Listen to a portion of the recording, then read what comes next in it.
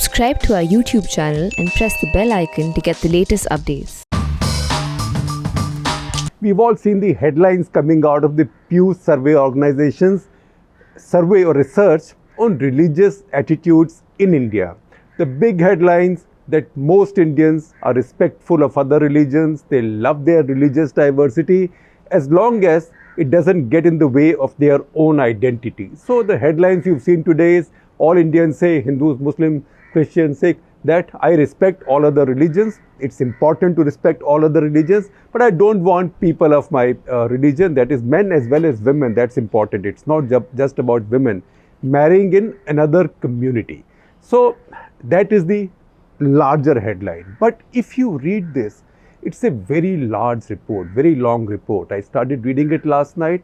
I sleep late. I would normally sleep, say by 2 o'clock, that too after having read quite a bit by then, particularly international media. But last night it went on till 3:30 because I was reading and absorbing this really comprehensive report and also looking for the stories in it beyond this headline, because that is the essence of Cut the Clutter.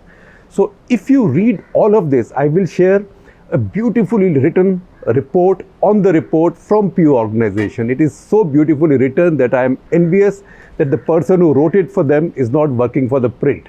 So you read that, I'll share a link with you. That's helped me. And also I've gone inside, and my colleagues, my young colleagues who help me with research, they've gone inside deeper to find some data. Now, among the things that stand out, I'll mention a few at random as we go along. And as we go along, I will give you some analytical points and maybe some insights or my own understanding of what I am reading. So first of all, now how many people say respecting all religions is very important to being truly Indian? 85% of Hindus say it is very important to respect all religions. 78% of Muslims say, 85%, 78, there isn't that much difference. 81% of Sikhs, 84% of Buddhists, and 78% of Christians also say this. So a very vast majority of Indians say that it is important to respect other religions. In fact, then Pew asks a second question, follow-up question. The question is, how important do you think respecting other religions is to define your own religiosity? That means, can you disrespect other religions and yet be proud of your religion? I am translating it now. And look at the answers. 80% Indians say, yes, it is important for me to feel proud as an Indian, for me to be a true follower, for me to be proud as a Hindu, for me to be a true follower of my faith, I must respect other faiths. 80% Hindus, 79% Muslims, 78% Christians, 75% Sikhs, 86% Buddhists, 73% Jains. So, what the hell are we talking about? What is the problem in India? In fact, if you then ask that how free are you to practice your religion? Just look at these numbers, because we talk about discrimination, trouble, and there are lots of twists in this tale as we go along. Tale as in T-A-L-E, kahani, story.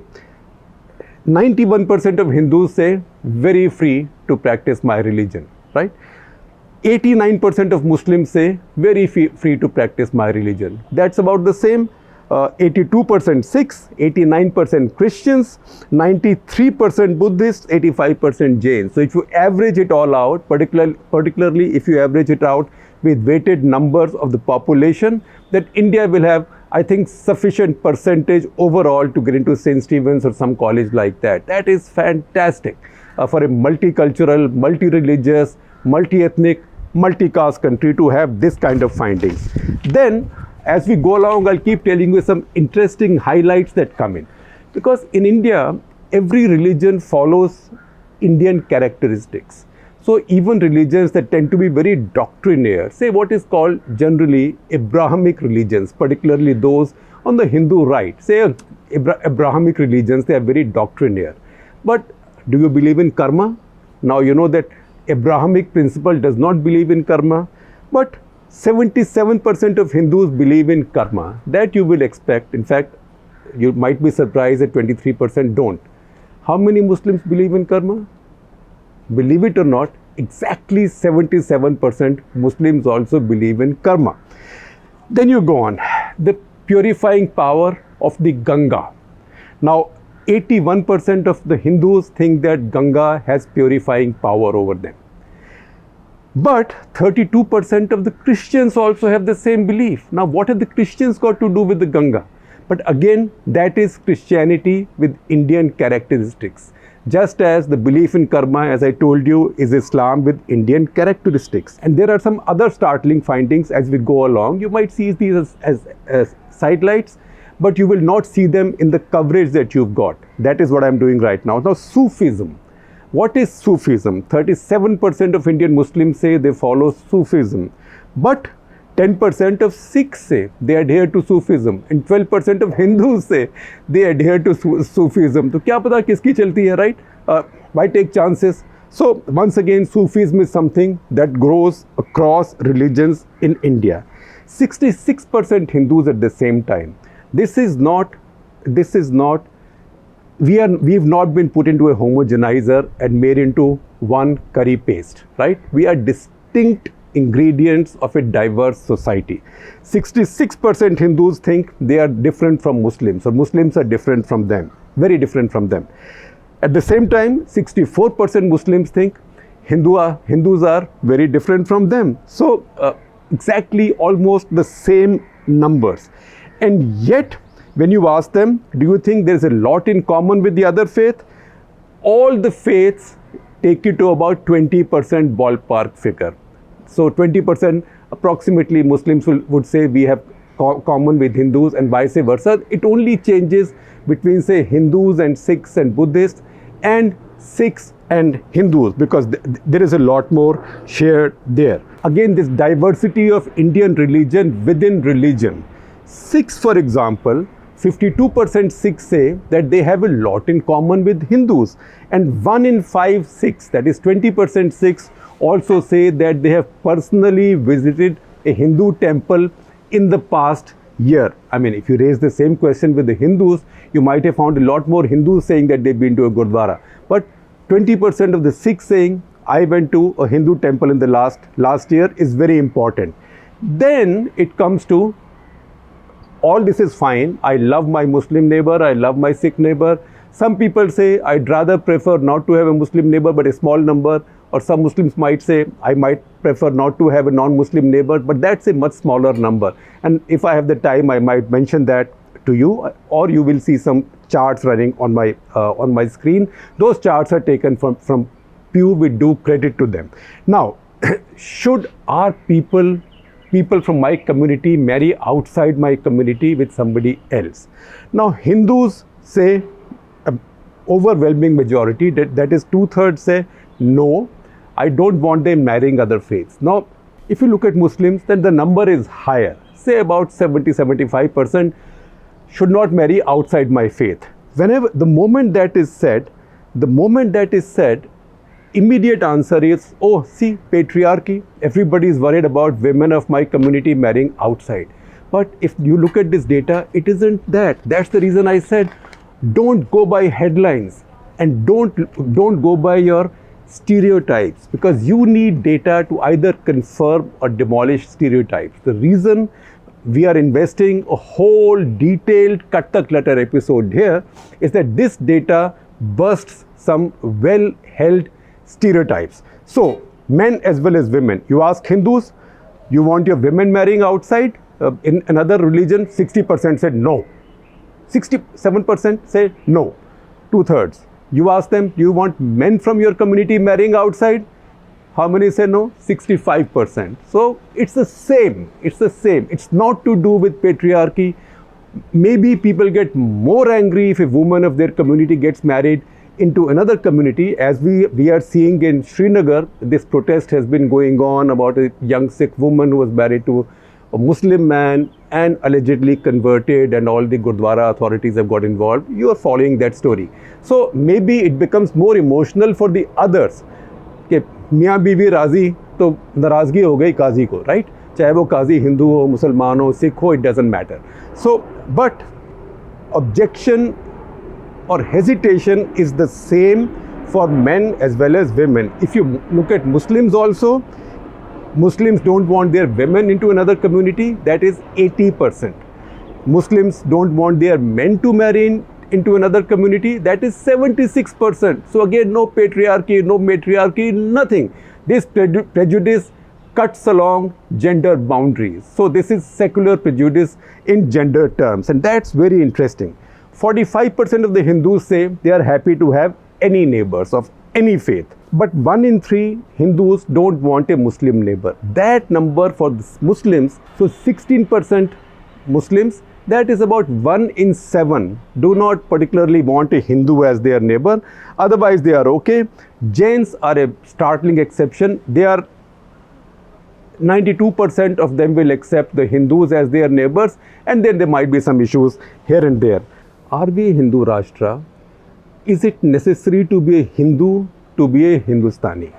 What about the concept of Hindi, Hindu, Hindustan, or this uniformity in India, one language, one faith, one people, that even if their faiths are different, the whole Hindutva concept?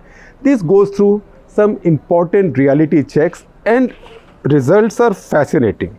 64% of all Hindus say it is very important to be Hindu to be an Indian. That's a large number, and that's a significant number. So that is a vote for kind of Hindu definition of nationalism, or Hindutva definition of nationalism. Now those who say it's important to be a Hindu to be an Indian, a large majority of them also say it's important to speak Hindi to be Indian. So be Hindu, speak Hindi, be Indian. As you can imagine, these numbers go down as you go to south quite drastically. But the important finding here is that of this community, which is a large community of Hindus, that is 65% odd of all Hindus who say important to be a Hindu and be Hindi speaker to be an Indian, 60% of them, 60% of them voted for Narendra Modi and BJP in 2019 election. Now this data teaches us psephology and also political analysis. For example, cutting and dicing this data, we see that 3 of the 10 people who voted for Narendra Modi in 2019, 3 of the 10, that is all the Hindus in the country, all the Christians, tribals, Muslims who might have voted for him. So 3 of those 10 check these 3 boxes. What are these? 1, it's important to be Hindu to be an Indian. It's important to be speaking Hindi to be a Hindu and an Indian. And third, they voted for BJP. So that is a very stunning finding. Once again, look below the data and you will find some nugget like this.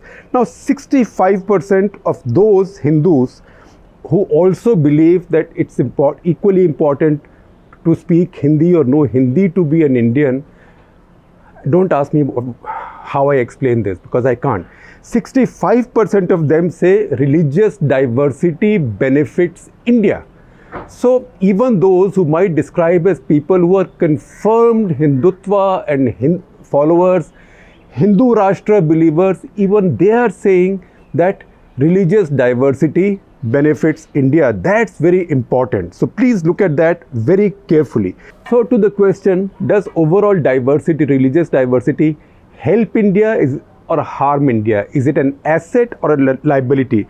53% of the total population polled said it helps India, it's an asset.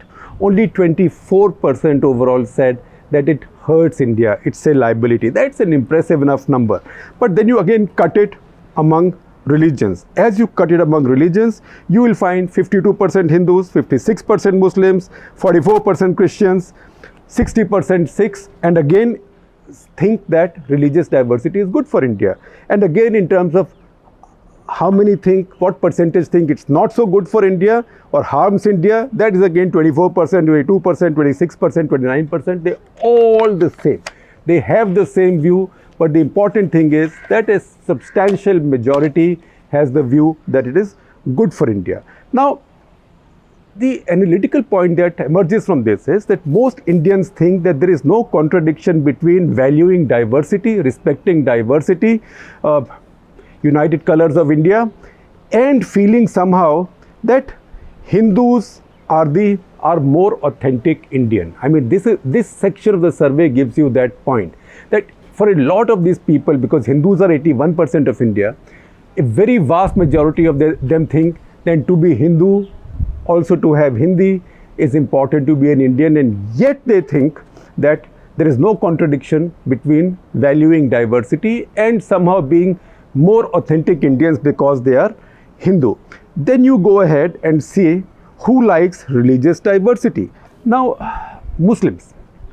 There is a lot of debate. A lot of our politics is Hindu Muslim. UP elections are coming up now. And you all already see that some TV channels elsewhere, Hindu Muslims are reproducing too much, love jihad. All this stuff has now started. So love jihad, we already know, has become a myth, because every community thinks that somebody from my community marrying outside is love jihad by the other side. You can say love jihad, you can say love dharam yudh, you can call it love crusade, anything that you want to call it. So that is not confined to one community. But if you go ahead, there is a question asked of the Muslim respondents, which is fascinating. And this question is that, do you think that Indian culture is perfect, or it's fine, or do you think it is flawed, and how do you compare it with other cultures? Not Muslim culture, Indian culture. Now 63% say they completely agree. So the statement that's been posed by these surveyors to these respondents, Muslim respondents, is Indian people are not perfect, but Indian culture is superior to all other cultures, right? So 63% of Muslims say, I completely agree. 22% of the Muslims say, I mostly agree. That means 85% of the Muslims are saying that our society, our culture may not be perfect, but it's the best there is in India. Isn't that what some wise man said about democracy? That it's the least perfect system, but it's less imperfect than any other invented. So 85% Muslims are saying that my people are not perfect, but my culture, my country's culture, composite culture, is superior to any other in the world. And how many completely disagree with it? I told you 63% completely agree, 22% mostly agree. Some people say, I don't know, I'm not sure. Those can be forgotten. You can always run into those types all over who will never tell you yes or no in various aspects of life. But how many of India's Muslims say they completely disagree with this statement that Indian people may not be perfect, but our culture is superior to the rest of the world? 2%. It's only 2%. So remember, those are the takeaways from this survey. How many Muslims are proud to be Indian? Guess? 95%. Remaining 5% also, nobody saying I'm not proud to be an Indian. These are again those people who you ask them, आपका नाम क्या है? तो बोलते हैं मैं पापा को पूछ के बताऊंगा, right? Who don't give you a straight answer to anything mostly. 95% is the same as 100%. It's true for every community in India. It's the same for every community. So once again, remember that song from Gully Boy, 2017 है, देश को खतरा है. देश को खतरा नहीं है, देश ठीक ठाक है. देश की पॉलिटिक्स से कभी कभी परेशानी हो सकती है, पर वो भी एक तरह का फीवर है. You can take a paracetamol, fever will settle down. But देश को खतरा नहीं है. Our country is in very good shape. How many Muslims say they have faced discrimination personally in the past year? Now, that varies regionally.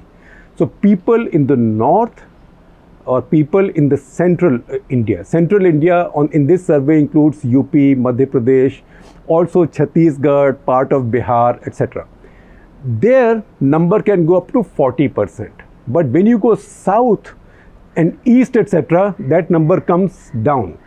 Now, overall, have you faced the question, have you faced discrimination personally being a Muslim? 1 in 5 said yes, but only 1 in 5, 4 in 5 said no. Now, I will give you again, this happens only in India data point. 24% of the Muslims say overall, I told you that it's more in the north and the center, in the Hindi heartland, less elsewhere. 24% of Indian Muslims say there is discrimination in India against them based on religion. 24%, that's about 1/4. But you know what? How many Hindus say this? That there is discrimination against them because of religion? 21%. So it's about the same. So even in our prejudices and insecurities, we are secular. This is a very, very fascinating country. I think it beats Pew also when they see results like this out of a country like India. Now, to the question, communal violence is a very big national problem. It's a national shame. It's a national problem. What is the score? 65% Hindus say communal violence is a very bad problem for India. It's a very bad thing. How many Muslims say this? Exactly 65%. I think they typoed each other's notes while sitting in the exams, or they copied from each other. 65%, 65%. At the same time, 74% Muslims think that they should be allowed to continue approaching their own system of jurisprudence, etc., which means their own personal law. So 74% of them want to go to their own courts. That means for divorce, for marriage, for inheritance, etc., etc. So they will not be, I'm translating it, they will not be so happy with a common uniform civil code. But out of these people, out of the 74% who prefer Islamic law for their family lives and their personal laws, 59% of them also say, I love India's religious diversity. So once again, this happens only in India. Now look at caste, and we'll cut into caste and come back to religion then. Caste, general population in India in terms of the respondents is 30%.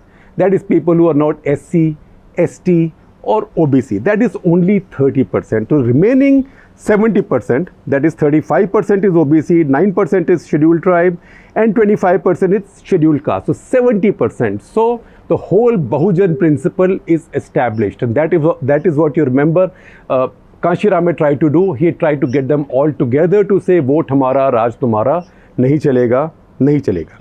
Now, in case you thought this is a phenomenon among Muslim society, it is not true. It's not a phenomenon just among Muslim societies, because caste in India cuts through religion. Religion cuts through caste.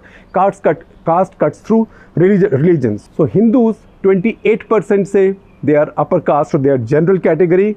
25% scheduled castes, 10% scheduled tribes, 36% OBCs. But if you look at Muslims, only 46% general caste. You would have thought Muslims are casteless. No, respondents report their caste. 46% are general caste, 4% are scheduled caste, 3% are scheduled tribe. I presume most of these are in the northeast, some parts of the northeast, and 43% are OBCs. So Muslims have almost as many people who describe themselves as OBCs as those in the general category or the upper caste equivalent. Again, you look at the Christians, 22% in the general category, 33 scheduled castes. You would expect that because in large parts of the country, particularly the south, a lot of these scheduled castes converted to Christianity. Among scheduled tribes, 24%, OBCs, 17%. So again, all these religions also, the adherents follow caste very carefully. And then I will tell you a stunning fact. The stunning fact is, look at Buddhists. Buddhists are one rare community which is predominantly Dalit, scheduled caste. So 89% of India's Buddhists are Dalit or scheduled caste. That obviously looks like the Ambedkar effect. Only 2% of India's Buddhists claim to be from upper caste or general category, and just 4% are OBC. So that's again a very good finding. Now, Dalit discrimination, that also varies from region to region, and I'm surprised that Dalit discrimination is much higher in the south than, say, central India. Maybe that's happened because Dalit parties have risen in Uttar Pradesh and elsewhere, but I'm a bit surprised by this finding. I thought South, particularly with Dravid politics, would have changed, but maybe Andhra, Telangana, those are the places, Karnataka, those are the places which ruin this number. So South scores poorly on this. In fact, in the South, 30% Dalits say that they have felt personal discrimination over the past year. That is a larger number than what you see elsewhere in the country, and that's a surprise. Now, religion, very important, we told you. Hindus, but I will now again cut this data for you. Hindus, 84%, very important religion. Muslims, 91%, very important religion. Christians, 76%, very important religion. Sikhs, 89%, very important religion. Now, how many pray daily? About the same number, I'd say 6 are about the same number, right? Hindus about 59%, Muslims 66%, Christians 77, like that. Now, do you believe in God? 97% believe in God in India. So यहाँ पे atheist लोगों का कोई time नहीं है. In fact, if you go on to see those who voted for left party or communists, in fact 97% of them also believe in God. So even communists are not spared, and to be a communist voter doesn't mean you are a communist who believes in no God, right? So these are fascinating findings. In fact, as we go ahead, we'll find that it makes no difference whether you are literate, well educated or illiterate. पढ़ा लिखा अनपढ़ सब एक तरह से सोचते हैं हमारे मुल्क में. Everybody thinks the same way. There is no distinction. People think, oh, this is happening in rural areas. वो जहाँ गंवार लोग हैं उनको क्या पता है. कोई गंवार नहीं है. All Indians are sophisticated citizens. They know where they are coming from. They may not speak your language. This survey, by the way, was conducted in 17 Indian languages. Then there are also shared patriotic cultural feelings and religious beliefs among all communities. I told you about Muslims, 85% Muslims saying Indian culture may not be perfect, but it is the best in the world, superior to any other in the world. You can't ask for better than that. Most religions mix their religious practices. For example, a lot of the Hindus celebrate Christmas, almost 1 in 5. A lot of the Christians celebrate Diwali. Some Muslims celebrate Diwali. Fewer Hindus also celebrate Eid. So if you look at Muslims, for example, 20% Muslims say we celebrate Diwali. For Hindus, it's 7% on Eid. For Christians, it's 17% on Eid. So you have all these data points coming out, and this also has regional variations. For example, 39% Muslims in the West, that is Gujarat, Maharashtra, 39% in the western states say that they celebrate Diwali, and 33% Muslims in the south say that they celebrate Diwali. Now, what defines Muslim identity? This is another stereotype. Musliman बहुत कट्टर होते हैं. Muslims are very doctrinaire. They can't look beyond the doctrine. So, can you be a Muslim even if you don't follow God? Ask a Muslim. You would normally think, if you watch too many of these movies and all, that maybe you will get slapped, right? 34% of the Muslims say, yeah, you can be a Muslim even if you don't believe in God. 6% Muslims actually report themselves as non-believers. That's more than the Hindus, many more than the Hindus. They report themselves as non-believers. Now, then comes the diversity within diversity. Do you think that eating pork makes one a bad Muslim? 77% say yes.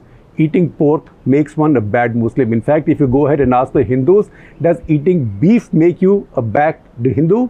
72% Hindus also say eating beef makes you a bad Hindu. So once again, it is secular. It is the same, that you can be a good Muslim even if you've never been to a mosque.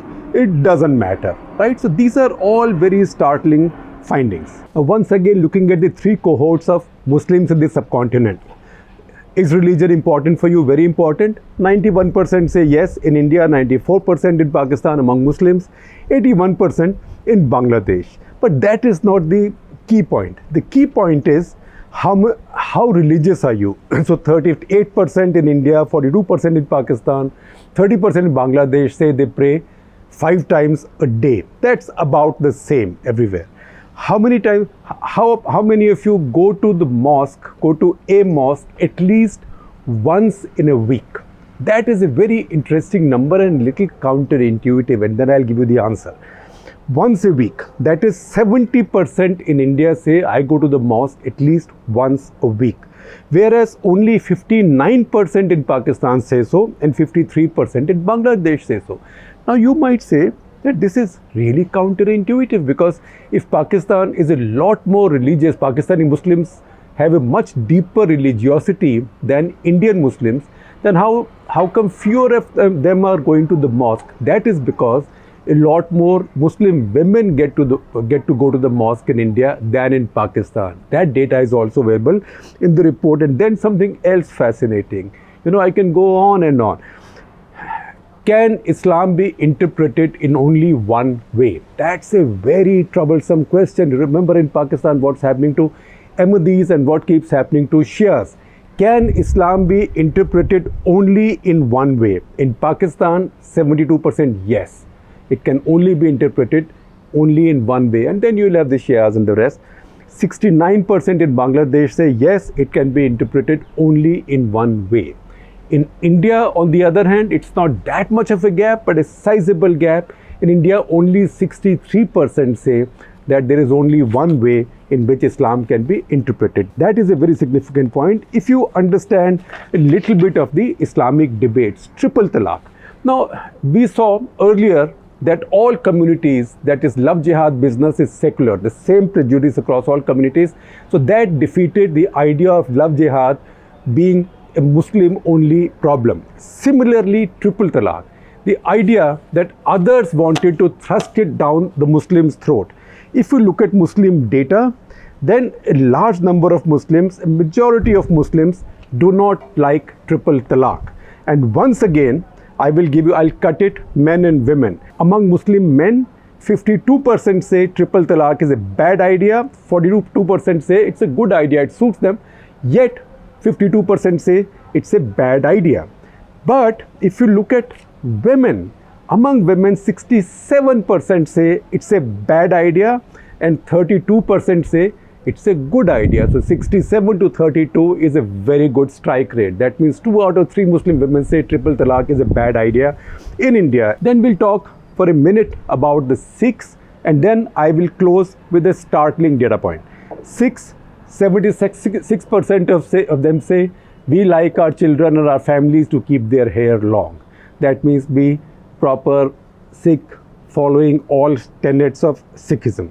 40% go to the Gurdwara. Interestingly, are you very proud to live in Punjab? 93% said, I am very proud to live in Punjab. What about the remaining 7%? Maybe they are all filling their visa forms or immigration forms for Canada, I don't know. But 93% say it's a very good number. I am proud to be living in Punjab. And remember, 77% of all of India's Sikhs live in Punjab. So it's an important number. Are you very proud to be an Indian? 95% of the Sikhs say, I am very proud to be an Indian.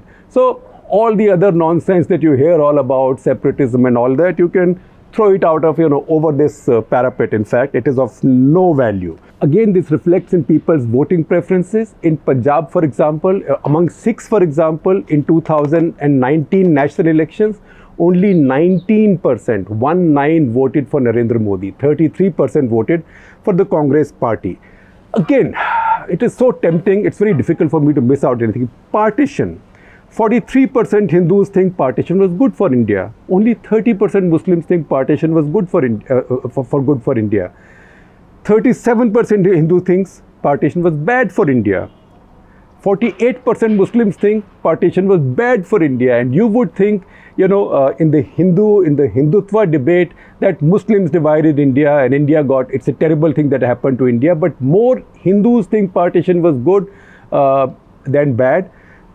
And more Muslims think that partition was bad than good.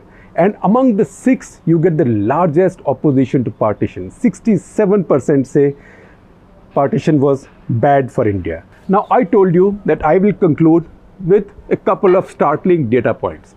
And I am spoiled for choice. I don't know which one to put first. So let me put a Hindu data point first. Who's your most popular god? We have a large pantheon. So no surprises, but Lord Shiva wins by some distance. He smashes everything. He goes ahead in the race and nobody will complain because everybody is a Shiv Bhakt anyway. So 44% affirmation rating, Lord Shiva. Who's your favorite god? Lord Shiva. Who's the runner-up? Hanuman. Lord Hanuman is the runner-up, 35%. Lord Ganesha is running a close third, 32%. So Hanumanji had better pick up some pace now. Lakshmi is 28%, goddess Lakshmi. I presume it's higher. People don't want to admit, but I think deep inside everybody covets Lakshmi a bit more than they want to admit.